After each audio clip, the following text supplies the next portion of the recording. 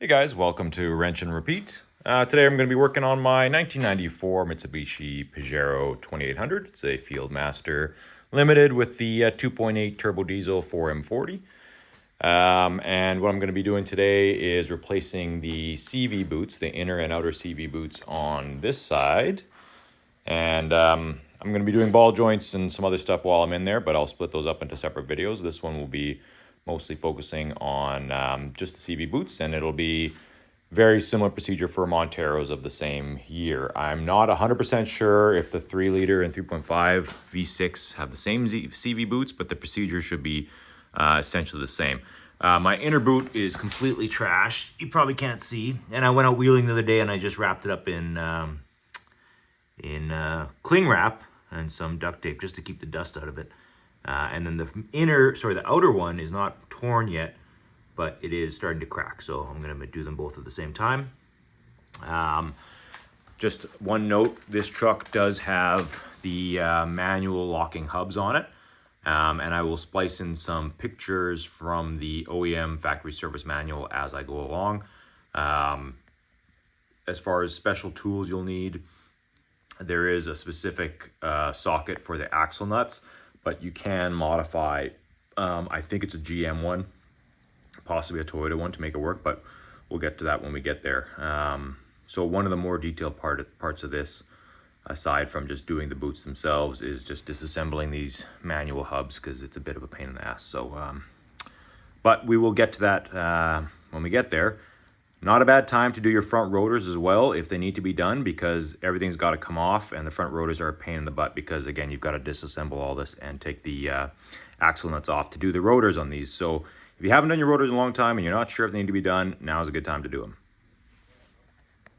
So these are the boots I'll be using for the CV job here. I got these from Mitsubishi. They're in the UK, and they're an awesome website if you're looking for parts for a Pajero or anything JDM.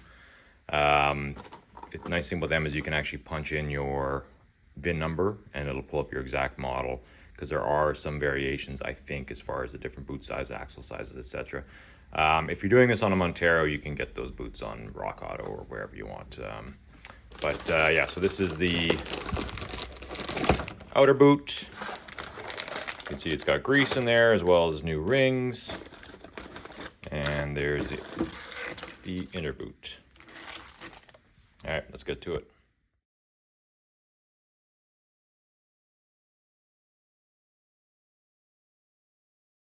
So first we'll remove the 6 10 mil bolts that are holding on the manual locking hub cap.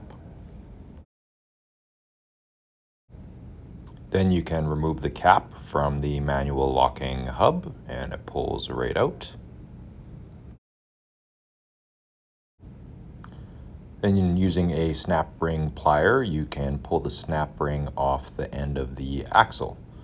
And it pops out just like that. You can clean it up and save it for later.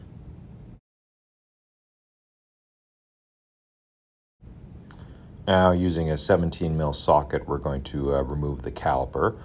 So two 17 mil bolts that you can access from the back.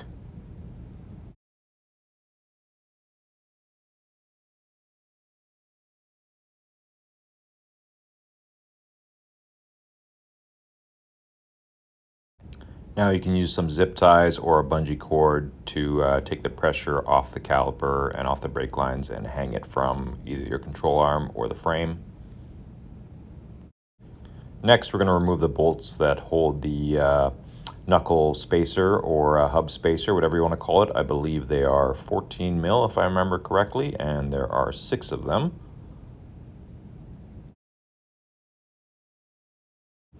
Once those are out, this cap or spacer pulls off. Make sure you keep everything in its orientation and set that aside for later. Next, you can remove the 2 bolts that are holding in this spacer that goes on top of the nut for the axle, and I just used a magnet to pull that out. Keep in mind the orientation that it went in.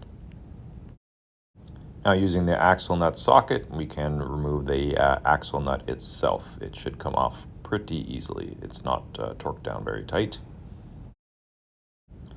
Once you've done that, the whole brake caliper and wheel bearing will come out. Try and keep the wheel bearing in the orientation that it went in so that you don't get confused later on when you're reinstalling.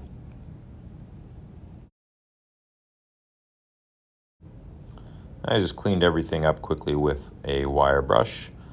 And next we're going to take off the dust shield for the rotor. It's just 3 bolts and that'll pop right off.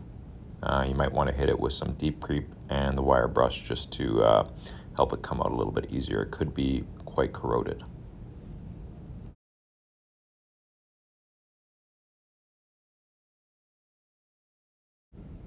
Once you've removed these bolts, you can take off the dust shield. It just comes straight off. Next step, I'm going to take off the tie rod end bolt. I can't remember what size that is. And then using my ball joint separator, I'm going to break that ball joint loose from the tie rod end.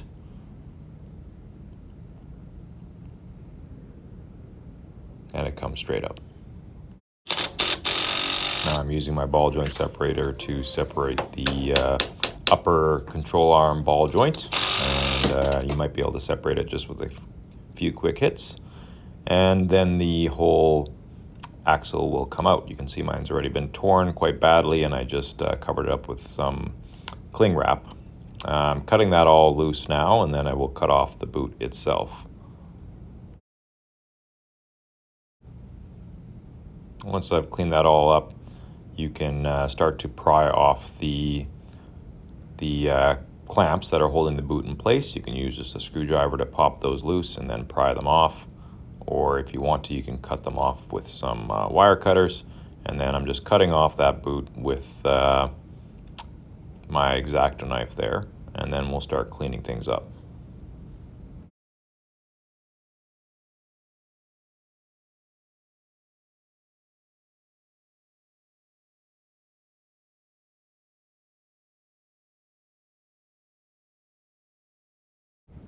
On the inside in CV, there is a little clip on the inside of the housing that you'll need to pop out with the screwdriver.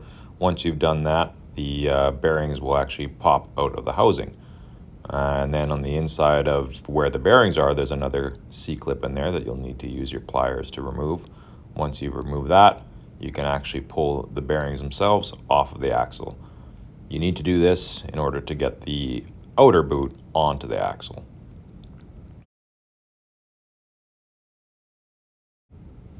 Now I'm just cutting off the outer boot, and you might be able to just slip it off on its own. I had to cut it just to get over the last little ridge on the axle there.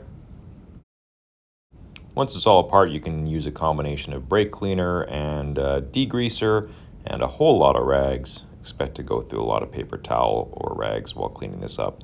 Also look for any gouging or scoring on the bearings, especially if it's been torn for a while. Okay, sorry guys, my phone / camera ran out of battery, so I didn't record the reassembly of this, and I apologize for that, but I'll try and walk you through the process.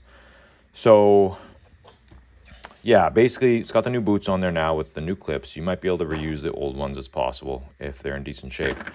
You pry those off just with a plier. It's pretty straightforward. Try and open up this a little bit and then pop it off the end. And then this is the one you're going to be able to disassemble. This one you won't be able to disassemble, at least not with without a special tool. Take the boots off, cut them off, whatever you want to do.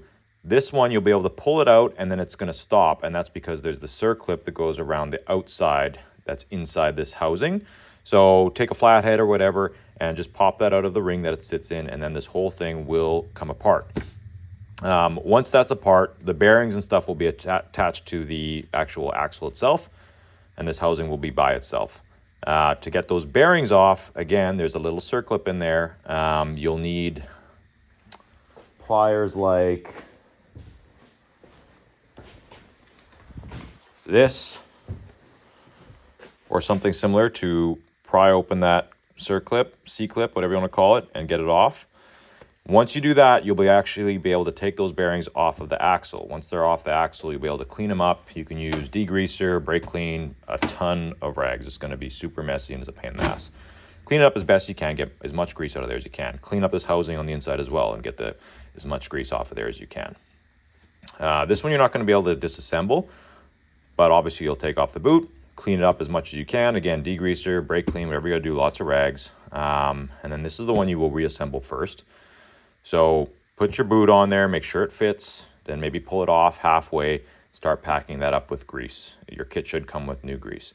Work it into the bearings as best you can. Move the CV around, keep pushing it in, moving it around. Don't over grease them. I wouldn't use more grease than what comes in the kit. That is a common mistake. You can over grease these. So yeah, pack it in there as best you can. Put the new boot on. Make sure you clean this mating surface. So where the boot actually attaches or gets clamped on, make sure that's as clean as possible. It should be dry with no grease on it because that'll keep it from slipping off. Move it right up to this little ridge. Put your clamp on there. And then if you have these types of clamps, you'll need either a special tool or these pliers that I use, and they work okay. They look just like this. So get yourself some of these pliers and they work pretty good, as long as you don't clamp too hard because these can actually cut it. So pinch that together until it's basically closed and that'll cinch this up. Same story for the bottom one. Here's a close look at which ridge you're supposed to go to. There's a bunch of ridges on here. There should be just the one exposed. Move it around a bunch, make sure nothing's slipping off. Good to go. This one, put those bearings back on, put the C-clip back in place. Obviously, we're going to grease them up, work it into the bearings as much as you can, spin it, push the grease in there, don't over grease it. And then don't forget to put your boot on too before you do that, because if you put that bearing on, you're not going to be able to get the boot on. So put the boot on, push it up right up against this one, put the bearings in, grease them up, put whatever grease you have left inside this housing, put the housing back on. Don't forget that outer clip. That's a common one. Don't forget the outer clip. Put that in. Boot on. These ones came with these kind of weird clips. I'm not a huge fan of them.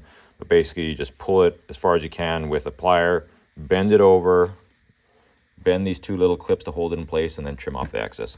They're not ideal. This CV isn't going to get as much movement as this one. So if you don't like what comes with them, go buy some hose clamps. Those work fine as well. Same thing, clean up the mating surface as best you can, and then cinch them both on. And you're done. This little C-clip is the one that's inside the actual transfer case. No reason to actually take that off, so I just left it in there. And then to get this back in place, we'll probably have to hammer it a little bit gently. We don't want to mess up that oil seal on the transfer case there, or the front diff. So we'll want to be as gentle as possible getting this back in there. Clean up the axle as best you can as well while you're at it. And if it's been torn for a while and you've been running it like that for a while, make sure you have a good look at all the bearings and all the surfaces to make sure it's not too gouged up. You want to make sure you get any dirt or sand or whatever that got in there out of there. And then if you're hearing any clicking or anything while you're twisting them around, it might be time to replace your actual CVs. Yeah, so sorry I didn't get a chance to videotape that, but hopefully that's a decent breakdown. Now our next step is to put it back in place, and yeah, I'll put a little bit of grease on everything, or a little bit of oil, and away we go. Because I left this overnight, some of the oil is leaked out of the front diff, so I'm going to change the front diff fluid while I'm here. But if you're doing it really fast, you might not need to. So front diff oil I'm going to be using is this 7590 Castrol synthetic. It is limited slip, but I don't have a limited slip. It doesn't matter. That's just an additive for the clutches in a limited slip. You can still use it on an open diff. Okay, so I just put a little bit of gear oil on the end here just to lube it up a bit, and a little bit on the oil seal into the diff there. Now let's try and get it back in. Remember, we got to push it past this clip, so it might take a little bit of force. Might need to use the persuader a little bit to help me.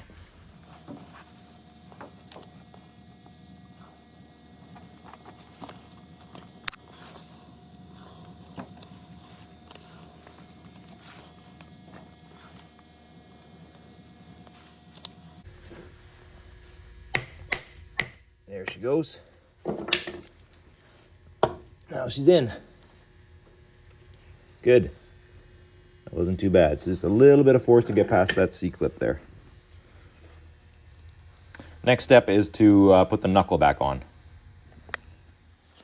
So instead of just fighting with it forever, I decided to remove this ball joint. It's a bit of a risk of busting it, but these ball joints aren't super expensive, so if I have to replace it, so be it.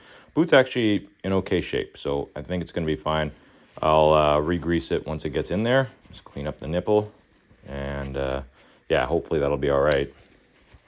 But it's just a bit of a puzzle to get this in. Now, hopefully, I can get in a lot easier.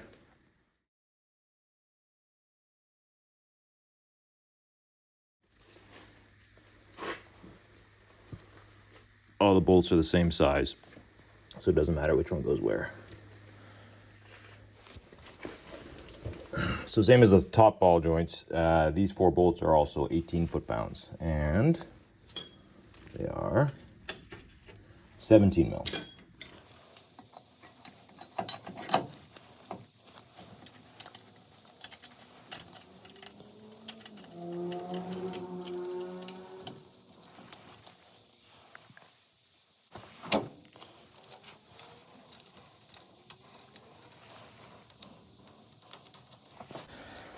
Okay, so for the ball joint, I've got the knuckle back on.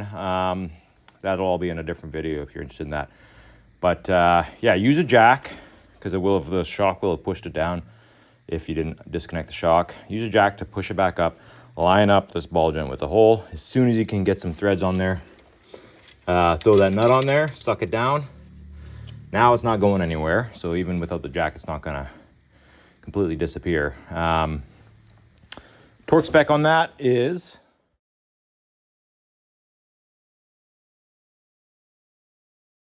54 foot-pounds.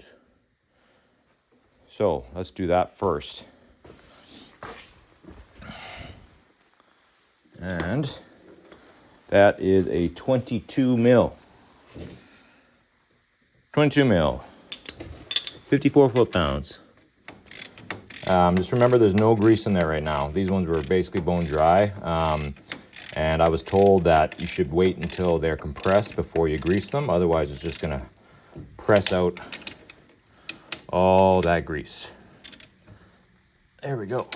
That's tight-ish. And we do 54 foot-pounds.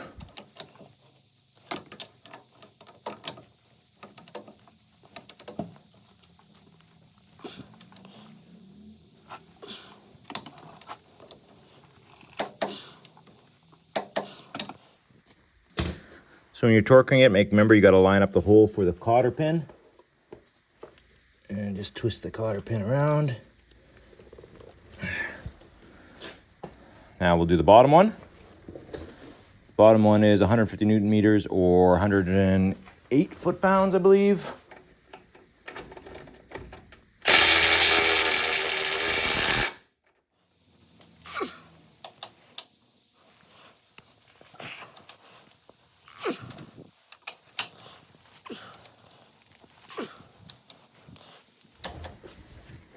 Okay, so lower ball joint is on, cotter pin's in. Upper ball joint is on, cotter pin's in. I still need to grease this. Next step is to attach the tie rod. This one is 33 foot-pounds.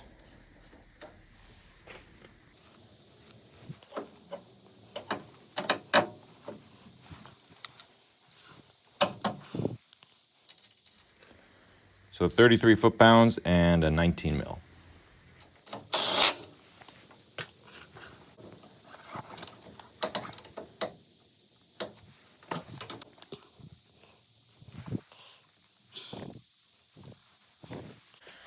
Okay, so I still need to do the sway bar end link, but I'll do that in a minute because I'm replacing those with new ones.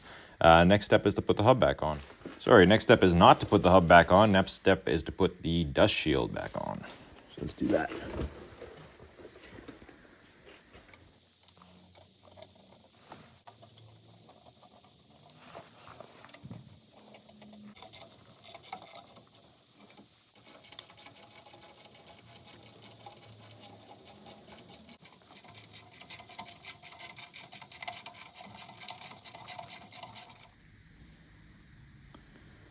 Okay, now we put the disc and hub with the wheel bearing back on.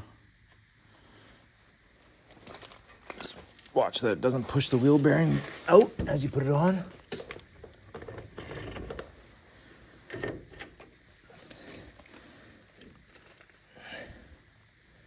There you go. And we put our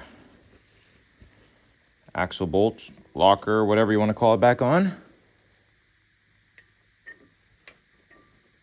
Goes like that. And we use our special tool that we made to get it back in there.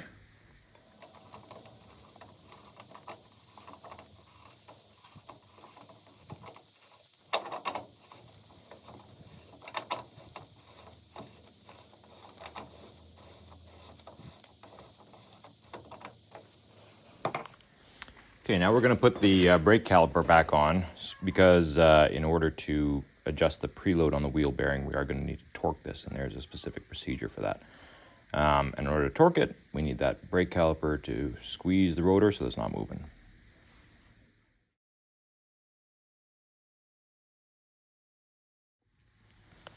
We'll torque these down to 65 foot-pounds.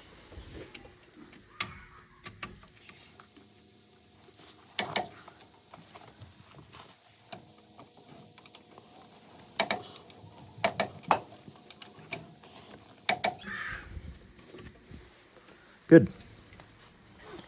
Now I'm going to figure out a way to rig up the front brake so that it's grabbing the rotor, and then I can adjust the preload on the wheel bearing. Okay, so the procedure here is to tighten to 95 to 145 foot-pounds. I'm going to go at 100, kind of in the middle there. Then loosen it to 0 foot-pounds, and then retighten to 18 foot-pounds, and then loosen 30 to 40 degrees. I'll put a screenshot in right now of the manual here so you can take a look at it yourself. But tighten, loosen, tighten, 30, 40 degrees.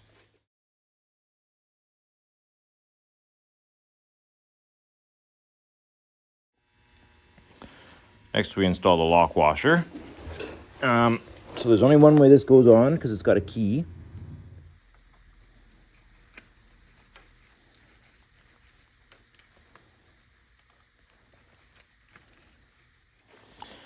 Okay, so you can see I just put a tiny bit of blue gasket maker on there.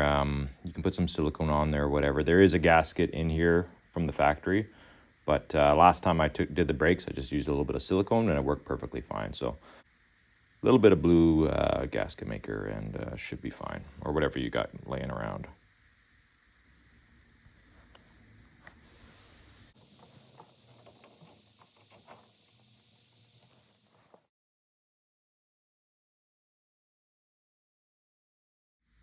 And they're torqued to 43 foot-pounds.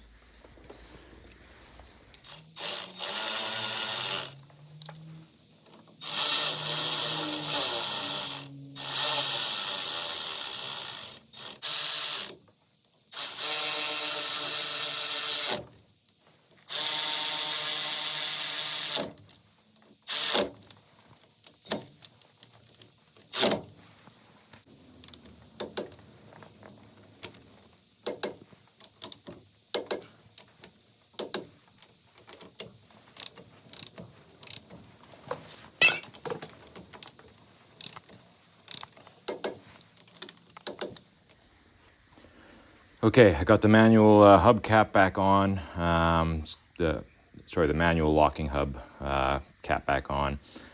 For me, it only went in one way. I am going to try and test it and see if it locks up properly, but I think it's fine. So we'll put those bolts back in place. Make sure it's all greased up nice in there. These bolts are torqued to 9 foot-pounds or 12 Newton meters. Okay, so I torqued these all down to 12 Newton meters. And yeah, that essentially does it. Hub's all back together. Ball joints are done. Still need to grease this one, don't forget. C-beads are done. The only thing I need left to do is the sway bar end link, but that's, you don't necessarily need to undo the sway bar end link to do this job. That's it, that's all. Thanks for watching, guys.